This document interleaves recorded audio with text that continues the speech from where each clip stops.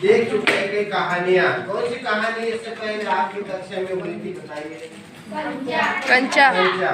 और कौन सी कहानी हुई है बताइए? और कौन सी कहानी कहानियों की? अपूर्व। और कौन से? मिठाई वाला। और चिड़िया की बच्ची।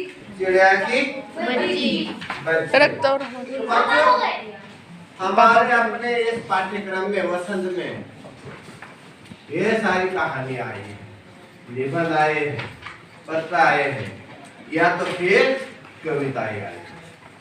लेकिन खेल खेल में शिक्षा जो चलाया जाता है, या तो बच्चे सहज रूप से उस विषय वस्तु को समझ ले।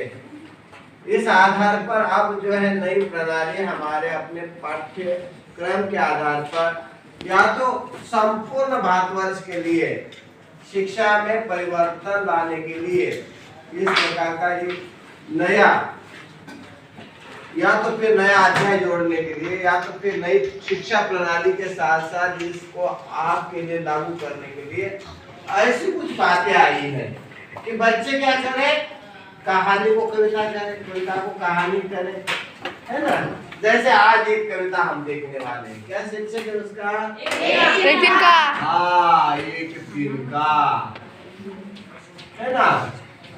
एक दिन का। दिन का मतलब जानते हो आप? तिनका, तिनका, तिनका, तिनका, ऐसा नहीं, तिनका सीधा शब्द है। तिनका ऐसा नहीं, तिनका मतलब 3 रुपए का, 3 संख्या का, इस प्रकार नहीं। यहाँ पर तिनका, एक तिनका। तो आइए कुछ बच्चे जो है इस पर कहानी प्रस्तुत करने जा रहे हैं। तो सबसे पहले मैं गौरव को बुलाता हूँ। गौरव आए और ये तिनका नामक इस कविता को किसमें परिवर्तित करें?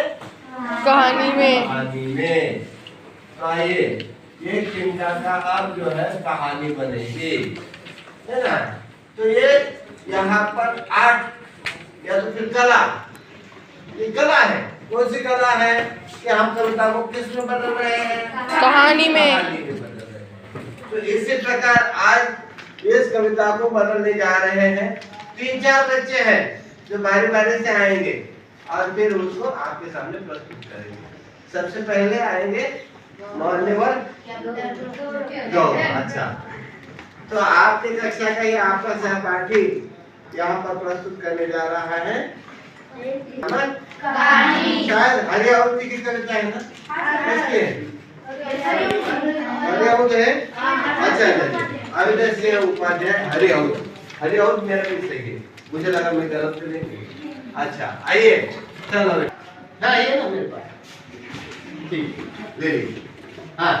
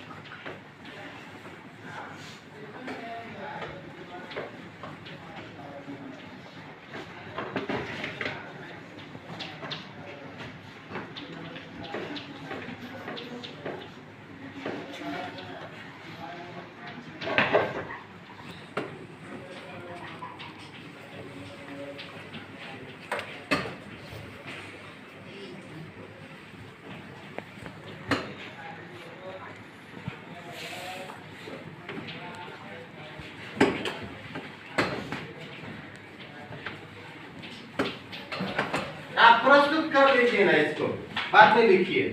पहले सभी बच्चों को बताइए। इधर ऐसे घूमकर। हाँ हरिओम जी अपने बल और अपनी प्रसिद्धि के कारण घमंड उनके अंदर आ चुका था। वे एक दिन अपने घर के मुंडरे पर खड़े हो गए और अचानक कहीं दूर से एक तिनका उनकी आँख में गिर गया और उनकी आँख बहुत ही लाल हो गई और वो बेचैन से हो गए।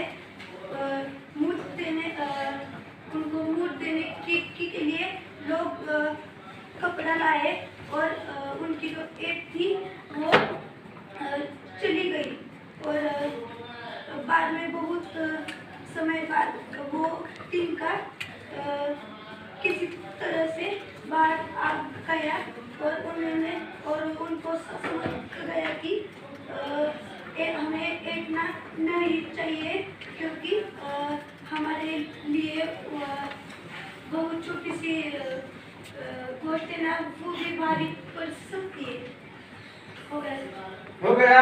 हाँ सर। अच्छा बढ़िया। चलो भाई अभी और देखिए कहानी रूप कैसे बताना है। कहानी रूप चलाते समय ठीक है, अंत में मैं बता दूंगा। अभी हम गौरव को देख चुके हैं, इसके बाद अवों को देखेंगे, ठीक है। और एक दिन का ये अयोध्या सिंह उपाध्याय इनके द्वारा लिखित कविता है। इनमें उन्होंने बताया है कि एक दिन जब वे छत में मुंडरे पर खड़े थे तब अचानक उनके आंख में एक तिनका आ गया। तो तिनके के कारण वो बेचैन हो गए, उनकी आंख लाल हो गई। लोगों ने मूर्त लेने के लिए कपड़ा लेके आए। फिर उनकी जो ऐट थी, घमंड थे, वो दूर हो गया, उनका घमंड दूर हो गया। फिर किसी तरह एक वो तिनका जो आंख में गया था वो निकल गया। तब उन्हें पता चला कि हमें घमंड नहीं करना चाहिए। कोई भी छोटी सी वस्तु हमारे लिए संकट हो सकती है, हमें घमंड नहीं करना चाहिए। इसके आधार पर कोई कहानी बता सकते हो आप?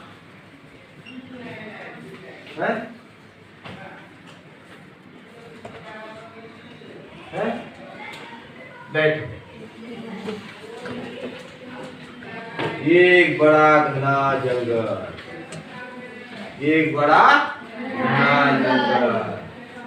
घने जंगल का राजा शेर और चूहा, जिसे क्या कहते हैं? वनराज। वनराज यानी कौन? शेर। हाँ, जिसे आप लोग क्या कहते हो? शेर, है ना? तो ऐसा शेर एक दिन जाल में फंस जाता है। किसके जाल में? जाल किसका रहता है? शिकारी का। हाँ, शिकारी के जाल। जाल कई प्रकार के होते हैं। एक जाल होता है मछली पकड़ने वाला, एक जाल रहता है जिस जाल से हमें बचाया जाता है मच्छरदानी नुमा रहता है, पता होगा आपको, मच्छरों से आपको सुरक्षा होती है ना? या तो फिर एक जाल रहता है जो फलों को निकालता है, खींचता है ना? या तो फिर कभी कभी जानवरों को एक अच्छे से बाड़े में बंद रखने के लिए जाल बनाया जाता है, वो जाल। या तो फिर शिकारी पशु पक्षियों के शिकार करने के लिए जाल बिछाता है, पक्षियों को घेरने के लिए और पक्षियों को पकड़ने के लिए भी जाल बना रहता है। इसी प्रकार शिकारी जो है अब जंगल में चला गया और जंगल में जाने के बाद उसने ये जाल बिछाया। उस जाल में जंगल के वनराज सब कैद हुए। अब उनको बचाना मुश्किल हो गया। वो अपनी भी सुरक्षा या तो अपने आप को निकालना भी वो अब क्या हो गया, उसके लिए कठिन हो गया। और उसी समय एक छोटा सा चूहा वापस आता है ना? और उसके चारों ओर क्या करता है? वो है छलांग लगाता है, उड़ता है और फिर जो है सिंह के शेर को समझ के क्या करता है? वो कूदता है, भागता है, फलांगता है। उससे गुस्सा हो जाते हैं कौन? वनराज। लेकिन बेचारे करे कुछ नहीं कर पाएंगे। उसी समय चूहा उनको बड़े विनम्रता के साथ कहता है कि मैं आपके काम आ सकता हूं। अब वनराज को लगा कि मैं इतना बड़ा शेर, जंगल का राजा, ये मेरी क्या सहायता करता है?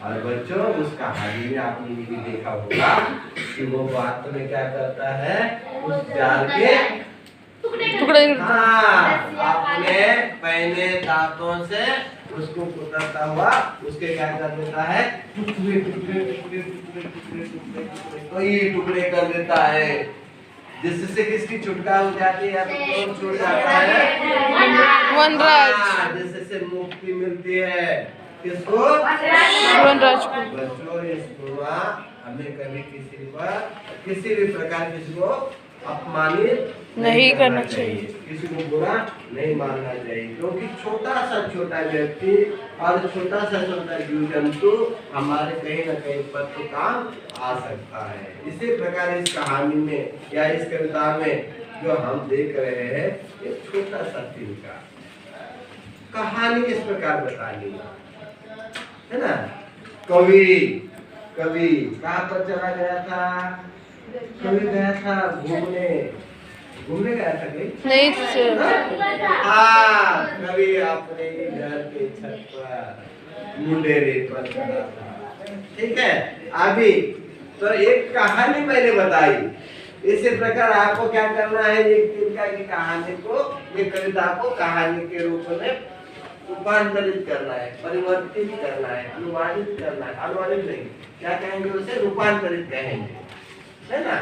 जैसे कभी कभी आप खो खो खेलते समय भी इस कहानी को बता सकते हैं, कबड्डी के समय में भी बता सकते हैं, वहां पर ढेर सारी भूल होती है और उसी समय किसी के हाथ में क्या गिरती है, जो अपने आप को उस खेल का बड़ा मशहूर समझता है, बड़ा अच्छा खिलाड़ी समझता है, लेकिन उस समय घायल हो जाता है। समझ रहा है, तो हम खेलों के माध्यम से विषय वस्तु को बता सकते हैं, या तो फिर इसके आधार पर कोई नाटिका हम तैयार कर सकते हैं, है ना।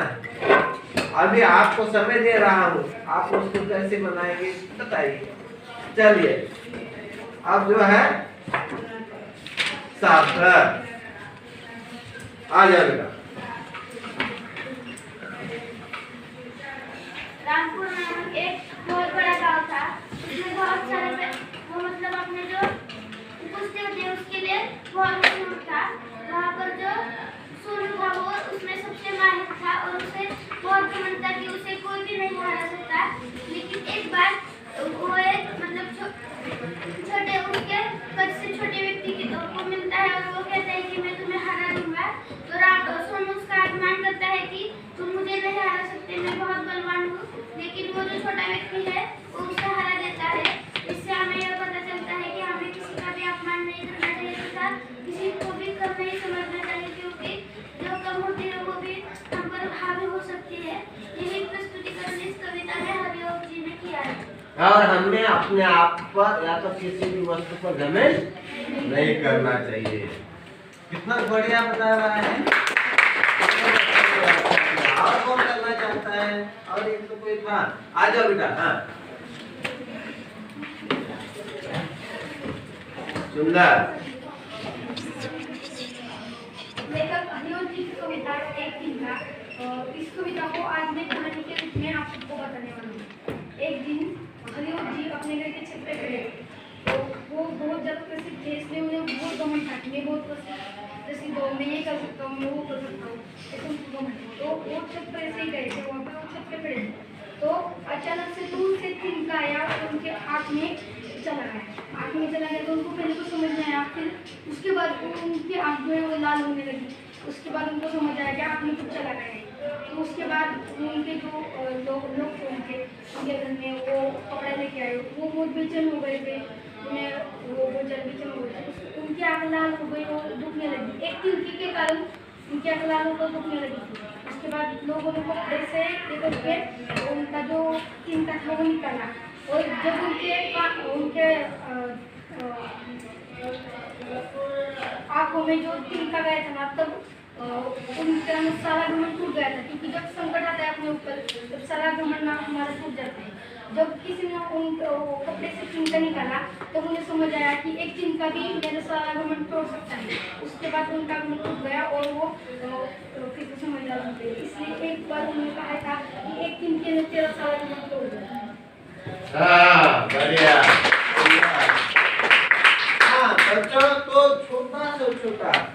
है जिसे हम नकारते आए हैं, जिसे हम हमेशा धुतकारते आए हैं, फटकारते आए हैं, वो भी कभी कभी हमारी गमें तोड़ सकता है ना। निंदक मेरे राखी आंगन की सवार, बिना साबुन पानी बिना निर्मल करे सुबह, इस प्रकार कहा गया। या तो फिर इसमें कबीर जी का एक दोहा आया है, कौन सा है? देखिए पीछे दिया हुआ है, कौन सा है? हाँ, तिनका प्रभु न लेंगे, आंखों पड़े पीड़ा करे बहु मोहरी, ऐसा कुछ है ना।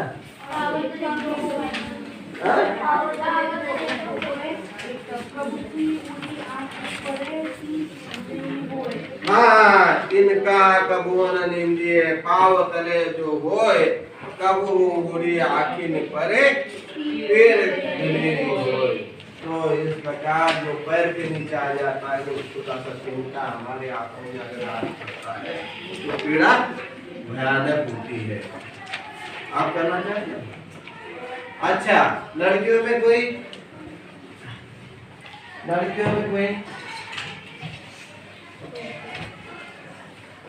अच्छा, इस प्रसंग को आप नाटक के माध्यम से प्रस्तुत करना चाहोगे? कौन तैयार है नाटक के रूप में? समय लगेगा, थोड़ा समय लगेगा। हाँ, फिर से आइए आइए। मतलब कौन है? प्रिपरेशन। हाँ, आ जाओ। ये हाँ, आ जाओ आप भी। Sir preparation.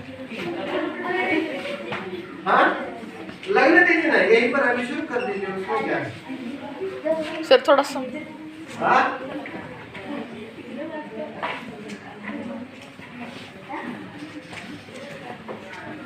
तो तिनके वाली कहानी को आपने समझ लिया है ना।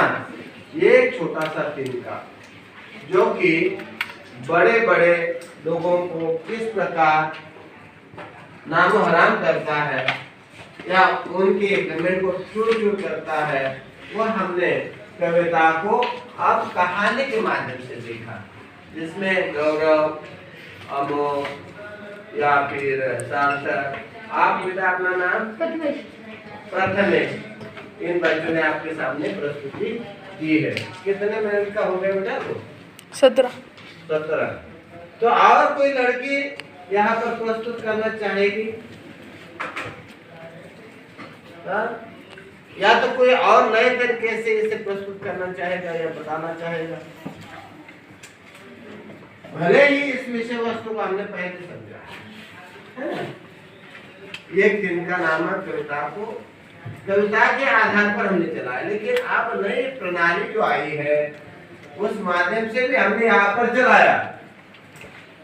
एक दिन का को इसमें कहानी के रूप में हमने देखा, ठीक है। या तो फिर एक दिन के का फिर छोटा सा खिलौना बनाकर आप उसके माध्यम से भी इसे समझ सकते हैं, ठीक है।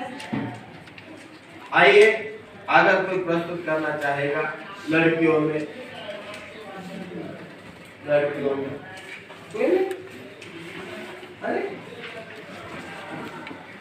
लड़कियां हर एक क्षेत्र में आगे आ रही है, यहाँ की लड़कियां भी कर रही है। चलो, कौन बताएगा? आजा, बता पाओगे?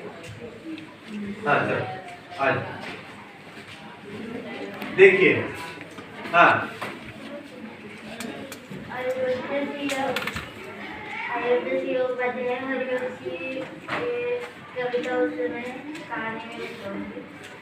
हाँ। एक दिन हरियत जी अपने छत के मुंडेरे पर खड़े थे, तो दूर से अचानक तीन का उनकी आँख में गिर गया। उनकी आँख लाल होने लगी,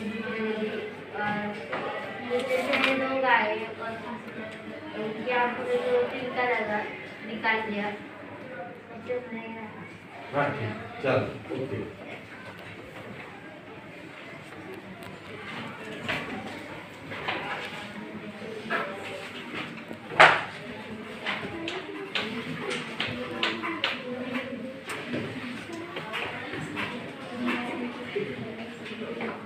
ये ऐसा गांव जिस गांव में कवि महोदय रहते हैं, है ना। कवि का नाम है हरिओ जी, अयोध्या सिंह उपाध्याय जी, यानी कि उनको उपाधि के रूप में हरिओ कहा जाता है। हरिओ, हरिओ जैसे मान लीजिए निराला, जैसे मान लीजिए प्रेमचंद।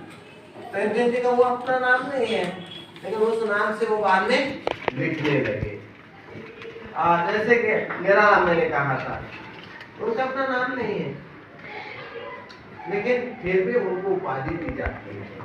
जैसे कि कुसुमाग्रज, कुसुमाग्रज उनका अपना नाम है, उपाधि के रूप में। तो बच्चों इसी प्रकार हरिओ जी जो है, आप उनको बड़ा अपने आप पर गर्व हुआ।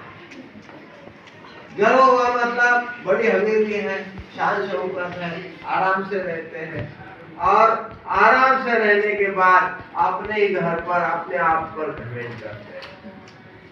इस पूरे गांव में मेरे जैसा रईस कोई नहीं है, मेरे जैसा अमीर कोई नहीं है, मेरी जैसी हवेली और किसी की हो ही नहीं सकती, है ना।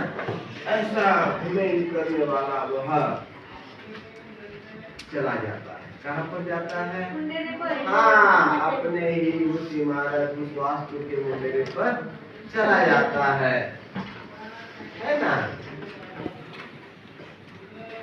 जाति न पूछो साधु की, पूछ लीजिएगा मोल करो तलवार का, पड़े रहने दो ज्ञान, है ना। जिसका मोल करना चाहिए समझ में आ रहा है। कभी कभी बच्चों ये भी एक पद आपको बताया जाता है कि जहाँ पर तलवार काम नहीं करती, वहाँ पर कौन काम करती है?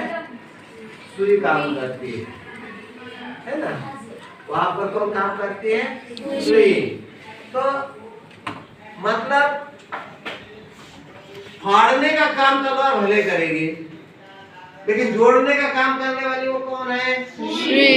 जो छोटी दिखने में है उसे हम नजरअंदाज करते हैं। कभी कभी घरों में भी इसी प्रकार के छोटे छोटे साधनों से हम काम लेते हैं, छोटे छोटे साधनों से हम काम लेते हैं। हरिओ जी को भी आप यहाँ पर घमंड हो गया अपने हवेली पर, या तो फिर अपने अमीर होने पर, जिनके पास ढेर सारी संपत्ति ऐश्वर्य है, और उस ऐश्वर्य पर वो घमंड करने लगे। अब छोटे से तिनके को लगा कि अब थोड़ा मजा लिया जाए। छोटी सी तिनके को क्या लगा? अब थोड़ी सी मजा लिया जाए। तो उसने कुछ नहीं किया, थोड़ा सा काम किया। थोड़ा सा काम मतलब क्या हुआ बच्चों? आँख में जाकर गिर गया। वो छोटा सा तिनका जो है जाकर हरिओ की आंखों में जा गिरा। अभी तक जो घमंड में अकड़ दिखा रहा था, अकड़ा हुआ था, अब पकड़ा गया, है ना। पकड़ने वाला कौन है? तिनका। तिनके ने उसके घमंड को पकड़ लिया, अब कहाँ भागेगा, है ना। ठीक है, जैसे शिकारी की जाल में फंसा हुआ सिंह अभी तक तो बड़े अच्छी तरह से घुर्रा रहा था, लेकिन बेचारा फंस गया। कहाँ फंस गया?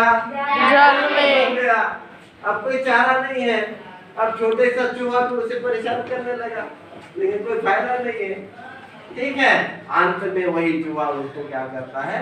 करता है। ये छोटा सा तिनका इसी प्रकार हरिओ जी की आंखों में जा गिरता है, और गिरने के बाद अपने ही आंख को उमलता रहा। बड़ी पीड़ा हुई। किससे पीड़ा हुई? तिनका से। किसको पीड़ा हुई? हरिओ जी को। हरिओ जी को पीड़ा हुई। बाकी लोग भी आ गए, कैसे हो भाई, क्या हो रहा है, आप ऐसे परेशान क्यों हो? पूछने लगे। किसे पूछने लगे? हरिओ जी को। हाँ, हरिओ जी को पूछा। किसने मूड तैयार की? मूड बनाना जानते हो आप? वो वाली मूड नहीं जो कि कहीं मराठी में बताई जाती है कि मूड मार ली, है ना। जैसे कि आप अगर अंधविश्वासु लोग हैं तो इसमें विश्वास करोगे कि नींबू को फिर उस पर मंत्र बात कर नींबू को फेंका जाता है, जिसे कहा जाता है मूठ मारने। बच्चों ये मराठी वाला जो है इसमें नहीं आता। यहाँ मूठ बनाने का मतलब है एक गोला नुमा तैयार किया, किसका? कपड़े का। अब वह कपड़ा जो है बाकी लोगों ने अपने ही हाथ में लिया और फिर उनकी आंख को खोलने का प्रयास किया और उस छोटे से तिनके को उन्होंने उस आंख से हटाया, निकाला। बच्चों हमेशा ध्यान में रखना चाहिए कि हम जो घमंड कर रहे हैं, कभी कभी कक्षा में भी बड़ा घमंड हो जाता है। ऐश्वर्या राय अगर खड़ी हो गई, ऐश्वर्या राय जानते होंगे ना, उसको अपनी सुंदरता पर गर्व होगा, घमंड होगा।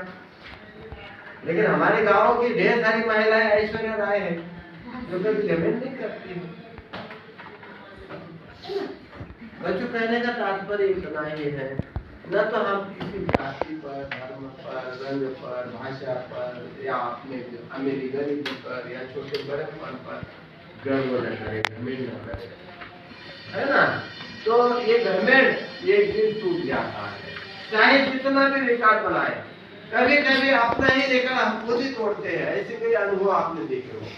खिलाड़ियों की जगत में अगर ऐसे अनुभव को आप पाना चाहते हो तो तेंदुलकर ने अपना ही रिकॉर्ड कई बार तोड़ा है ना।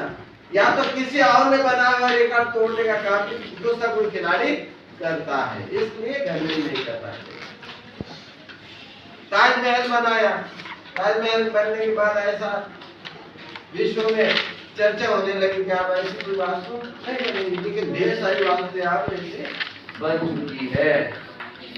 किसी भी कला को बनाने वाला या करने वाला, किसी कविता या किसी कहानी को लिखने वाला अगर घमंड करता है तो निश्चित रूप में उसके बाद भी ढेर सारे लिखने वाले आने ही वाले हैं।